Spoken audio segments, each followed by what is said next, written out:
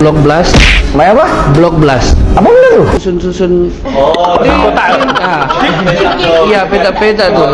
Jingga. Rekodku 100.000, 760.000. Apa soal cakap nih? Banyak. Lepas itu saya suka bercakap sendiri, menyanyi dalam tandas. Sama saya ini pencinta wanita, bang. Kau dari tadi kau masuk mengejut kau kan? Sudah kau pilih si Dandi, bukan kau Fae, si sebelahmu. Oh ya si Fae. Si Fae pun bukan dia saja aku sama Bang Alif. Kau kenal dekat dia? Kami bercis-cis hari itu bang, sebelum dia masuk AI.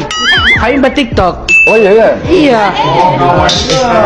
Kawan, banyak bang kawan ke sini. Ini pun kawan kerja Ihin, kawan baru je tadi.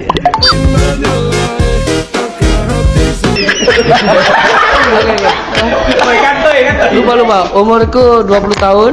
Saya berasal daripada Sabah, Tawau tanpa mau galau. Apa tu? Pamoga? Trademark Tawau bang. Tanpa mau aku galau. Ya. Patutlah dia galau. Asyik galau.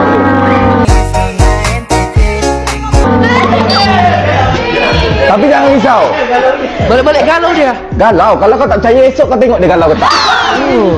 Esok di partner kau tengok dia galau ke tak esok. Apa lagi bang? Cerita pasal diri kau. Kau selalu makan nasi. Lauk apa? Saya makan nasi. Kau tahu macam jelek betul belum muka aku?